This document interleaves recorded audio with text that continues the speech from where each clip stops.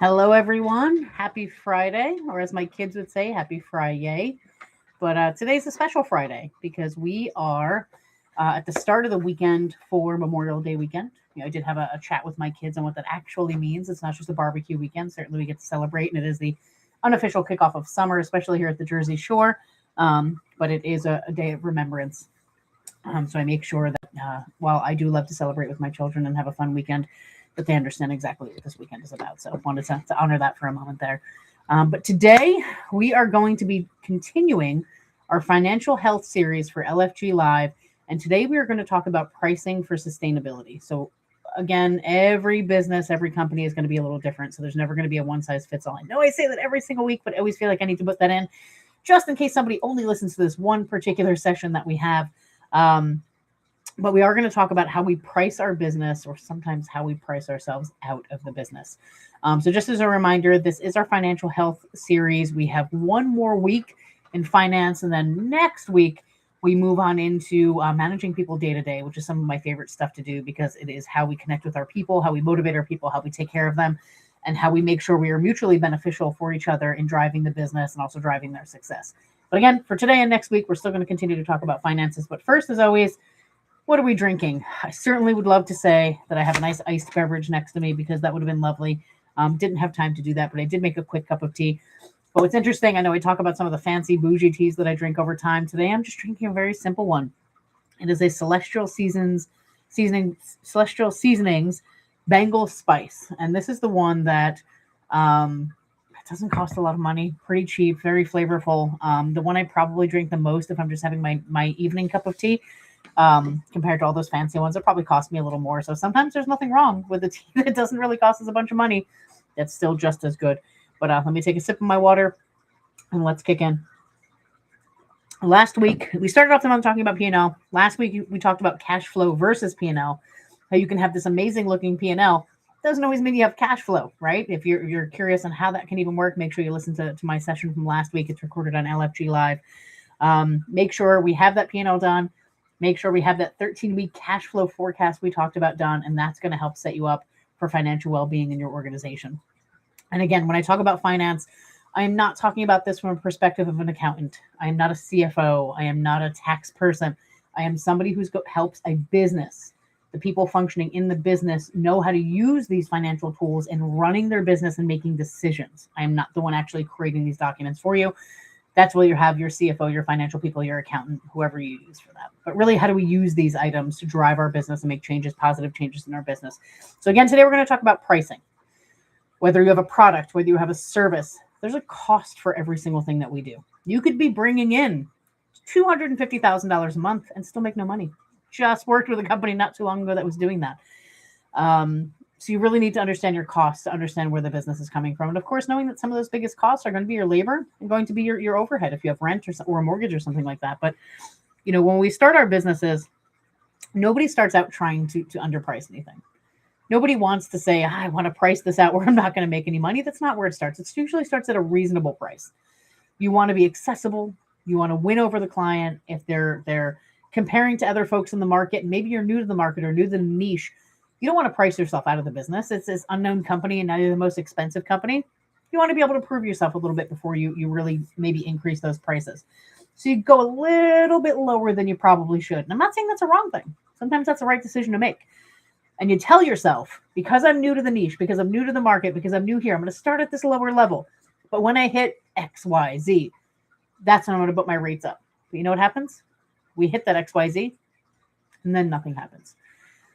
Simple with that, I'm going to say, what reminders on your calendars? Put those meetings out in the future. In 3 months, let's review our pricing. In 6 months, in 9 months, in 12 months, we want to make sure we're doing a review of our pricing. Now, sometimes we're not going to change it in that 3 months or 6 months, but make it a regular cadence to review your pricing to make sure that you're not bypassing those milestones you had in your head because you didn't put them on paper and you didn't forecast them out for when to discuss them. So those milestones come and go, nothing changes, and it really is going to start damaging your business because as time goes on, you're not reevaluating it. When you price too low, sometimes you attract clients that aren't motivated by the work you do and how good you are at it. They're motivated simply by the price. Those clients can sometimes not be the best clients to work with. Sometimes they're the ones who over negotiate. They push back on everything. They leave the second somebody comes a little bit cheaper. Now, for my businesses, for Learden Studio, LeMay Fusion Group, I like to be a true business partner with my client. Similar to that, you should want to be a true partner to your clients as well, and not somebody that they're just going to leave if they can get 5% cheaper because they see the value in what you're doing. Whether it's home services like irrigation system maintenance or whether it's a full product, right? So let's make sure that we're being that actual business partner. Now, when I say not motivated by price, that doesn't mean you can suddenly charge double and they think just because you're amazing, they're going to pay that. No, I'm talking about those clients that are going to leave for that little tiny bit of a discount because that's all they're looking at. All they're looking at is how much you cost, not what you're doing. The other side of those clients are the ones who value your quality, your expertise, your partnership, the ones who would happily pay what your work is worth. Not double, not triple, not these crazy numbers. That's not what I'm saying. But if they say, you know what, I do pay 10% more to go with the best company. I do pay 20% more to go with the best company. When they can do that, that's when you're truly creating that value. They're not going to go somewhere else just because it's a couple bucks cheaper. When you're looking at your pricing, when you have those clients that value your quality, value your expertise, value your partnership, those are the long-term clients, and those are the ones who are going to continuously refer business to you. All right. So if you're looking at your capacity of your business, and every single hour that you're working is priced below where it should be, there's a hard limit on what your business can ever generate. I was working with a company not that long ago, last year, that physically had limitations. They had bays. They had bays where their cars went in. And when we really looked at the capacity, because the owner, of course, saying, how can we drive more business? How can we make more money here? So I had to look at each bay. How many bays do we have? How long does it take us to do each job in that bay? So let's say we took the most profitable job that we have. How long does it take to do that? What is our labor cost to do that? And how many cars can we get in and out of here at a time? There's a max there. There's a max that could we sell an add-on? Could we sell one other product on top of what we already sold them for that car? Yeah, but there's still a maximum because there's a certain bay. You need to really look at that. What is your cost? What are your prices? And what is your max capacity? There's a hard limit on what your business can generate in those criteria. You can't add enough clients to fix an underpriced service. You can't say, well, I'm only going to charge $100 for this, but if I sell X amount, I can make more money. Well, look at your capacity. Now, whether it's a bay capacity like that company, or it could be a truck capacity, think of landscapers, right? How many trucks can we really send out? How many teams of people can we really send out? Like, yes, we can hire a lot more people, but what is our expenses on the trucks and equipment that we need to spend? So when you're doing this to just add clients to try to fix underpricing, you're getting busier, you're getting more tired, but you're not really making a ton more money. So you need to look at that full picture. Pricing, what your costs are, your capacity planning, what is the maximum amount of work we can possibly do? That's going to help us figure out what we're going to charge our clients. So now I'm going to ask 5 questions. Again, there's some wiggle room in all these, like I always say, but 5 questions you need to answer to start the conversation about your pricing. Ready? First one. Do you know your actual fully loaded cost of delivering your main service? Not just the obvious stuff, but the time it takes you, the overhead allocation, those people back in the office, or that accountant that you hire, or that maybe you have a payroll company or HR company you outsource to, any other support costs. All of that factored in. Do you know what it actually costs for you to do that business? I just sat down with a client just last night to talk about, they actually have a physical product that they sell. And they were like, yeah, well, the main thing of what I sell is this and shipping is this. And I said, okay, well, when you put this together, do you put packing stuff in it? Do you put tape? And by the time we looked at the entire package, we actually had a paper of costs that went into it. We were handwriting it old school as we were brainstorming, and that's okay. But where we started off with saying, oh, it's only 1 or 2 pieces of cost. No, it actually wound up being a whole sheet. Yeah, some of those sheets were a 10-cent product. It's inconsequential in the grand scheme of things, but we really dove in to make sure we fully understood what those costs were in creating and shipping that particular product. But do you know what your full cost is for your main product? And then maybe your secondary, tertiary as well, but let's start with the main. Question 2, do you know your gross profit margin on your top product or service, depending on the type of business you are, not your revenue, your margin. So every time you perform X, you make this much money. Do you know the answer to that? That's a big one. Question 3.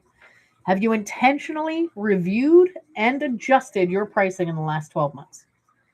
Not just kept it the same because, hey, everything seems to be going well. There's no issues. There's no problems. But actually really looked at it. Did some market comparison. Did some revenue comparison. Did some margin comparison. Have you looked at it? If you haven't, make sure you get that on your calendar. Question 4. This is one. Oof. I've worked with some businesses that this gets a little heated. Do you regularly discount to close deals? Is that just part of how you sell?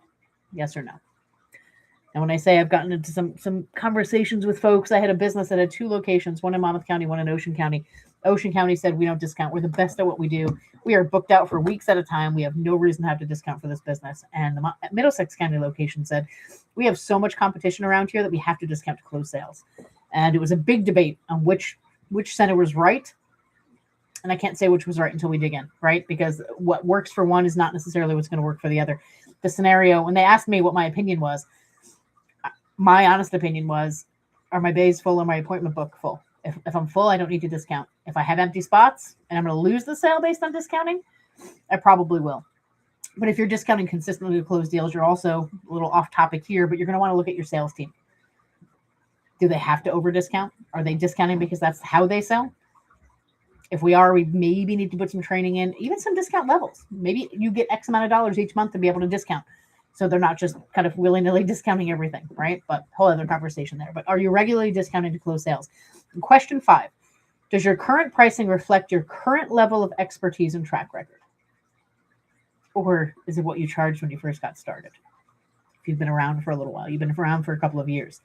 Are you still charging people entry-level pricing, entry-level expertise, but you're actually an expert in your field and what you do? That's why you'll hear a lot of chatter and talk about people paying for the expertise, not paying by hour, right? And I remember, again, having a conversation with a business owner not that long ago, and he was talking about his team overseas. They were contract workers. They were task-based employees. They were not W-2. And he's like, I don't know how much they're working. I don't know if they're putting in full hours. And I said, wait, why do you care? So, what do you mean? I'm paying them. I said, no, you're paying them for a job. Who cares how long it takes them? So if I have somebody who I give a task to and somebody delivers it back to me in an hour and it's amazing, or 10 hours and it's amazing, do I care if it took him 10 or 1? If the result is the same. And the analogy I gave him that actually kind of stuck with him, I said, if you hire a housekeeping service to come to your home and clean it, let's say you do it once a week, they come through and clean. I have 5 kids, so that's a lot of cleaning. If they come through the house and they do it in 2 hours and your house is spotless, I mean, baseboards, dust-free, counters clean, top of the fridge and cabinets are clean, everything is perfect, and they're out of there in 2 hours. Next company comes in, charges you the exact same amount. At the end of their 10 hours, everything is beautiful. The baseboards are clean. Everything is clean. Light fixtures, gorgeous. Everything is perfect. You paid both companies the exact same amount of money. Both companies had the exact same output. Both incredible quality. Who actually was better, the 10-hour or the 2? He was like, wow, kind of the 2-hour person was better because they were out of my hair quicker. Absolutely correct, in my opinion. And that goes back to question 5. Are you pricing your current level of expertise? As you get better, it's not charging by the hour because you might get something done a lot faster, right? Think of a plumber that comes to my house. I may have a guy that takes a couple of hours to diagnose something versus somebody who's done this for years, diagnoses it in 20 minutes. Who do I want here? A 20-minute guy. He knows what he's talking about. But I'm not going to only pay him for 20 minutes. I'm going to pay him for all those decades of expertise he has to get to that 20 minutes. So how is your pricing looking based on your expertise? So last is, now that you've looked at this, you've looked at those 5 questions, and if you said no to any of those, time to take a look at your pricing. Time to take a look at how you're looking at your profitability. So how do you fix this? If you don't think you're priced right, or you're not sure if you're priced right, framework 1, start with your numbers. Before you even look at the market, before you even do any kind of comparisons outside, because of course you have to look at what other people are charging, right? I see a lot of businesses that charge based on what they think competitors charge, and it's not a right or wrong answer necessarily. Because, and what I say not right or wrong is you do want to know what everybody else is charging, but you don't always know just because you're looking on their website, right? And you also don't know if they're profitable. You don't know if you might be following another business who's doing something. Meanwhile, their books are crap. They're not making any money. They're not profitable. You don't know that. I always think of the examples of folks I worked with, but I had this one guy who would bold, blustery, every room he walked into, he's like, I have all the experience in the world. I've been doing this forever, ever. I'm the best at what I do. Meanwhile, his books were losing money. You don't want to follow that guy. Now, you do want to get some advice from him for sure. He's run a business for years, but he's not always going to be the one you want to price by, because maybe he's making some mistakes along the way too, right? Framework 2, price for value, not just cost. Especially important in service businesses. It's not just how much did it cost for me to deliver it. It's what is this outcome worth for my client, right? If a business consultant, for example, helps somebody recover, let's say $300,000 in hidden profit, it's not a $100 an hour job. I think they're worth a little bit more than that at that point. They're worth a percentage of that outcome. But you're not going to look at that in that direct line, but you're going to look at what outcome you're driving for your clients or your customers and see the value on it, not just the cost. And then the third framework is creating your tiered offers. Give your clients options. When I say this, I want to put a little asterisk on there and say, we do not want to overcomplicate things. We do not want to get crazy with this. We do not want to make it so many options that people just get scared to look at your menu. But entry price point, core offer, premium. Just go with 3. Easy enough. A lot of the books you'll see, I don't know if you can see behind me, that talk about sales, talk about selling techniques. Most of them talk about having at least a couple of options, not a billion of them to complicate things, but a few options, and you can really customize it towards your clients. So for existing clients that are below your market rates, you want to talk about a price increase. You got to go through these steps. You got to see what your costs are, see what else is out there, see what the value you're bringing to the client. And if you do have to change your prices on a client, there are some steps to do that the right way. You don't just want to send an invoice without a communication. You have to talk to your clients. You also have to expect a little bit of a drop off at that point. It's always going to happen. Even if you have the best explanation, the goal is to keep that client drop off as low as possible. It's going to be a fair price increase. Fair. Most of your clients who value you and appreciate you, they're going to stay on board. Okay. So a few things to take away from today in our financial health month. 1, underpricing is not humility. It's a slow leak in your business. It affects everything, not just your margin. So let's talk about that. 2, before you change your pricing, know your numbers. What does it actually cost you to deliver that service? What are the market trends or competitive aspects in your niche? And 3, tier your offers. Value pricing, core offer, kind of a higher end pricing. Need any help with this? You know what I'm going to say next? Just call me. We have some tools. We have a business health checklist we can go over. There's an entire section in there on pricing and margins that we can dig into to see where your company is. Doesn't take very long. Of course, always the free consult. Hit me up at 732-508-0580. LeMay Fusion Group on Instagram, Facebook, or our website. Looking forward to chatting with you and seeing how I can help. But in the meantime, my friends, we'll see you next Friday. Enjoy your Memorial Day weekend. Be safe. For today, take a deep breath, finish your drink, and go lead with intention today. See you next Friday, everyone. Thank you.